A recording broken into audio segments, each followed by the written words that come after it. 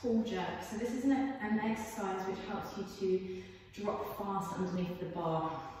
So we're going to start up on the toe, so this mimics the power position, and your stick or your tube or whatever you have available is going to start just in front of the middle of your forehead. Elbows forwards, creating roughly a 90-degree angle.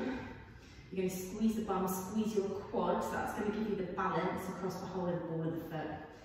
So two choices here in your tall jerk. You're either going to go for a power jerk or a split jerk.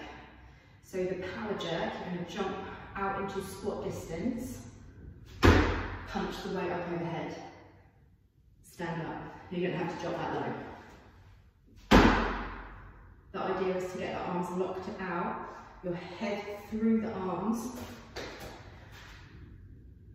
and a secure and stable finishing position.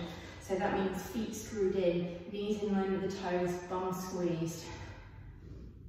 Or your split jerk, if that's something that you have been training, we start in the same position. Then your front leg jumps forwards and the back leg jumps backwards, and you land in your split position.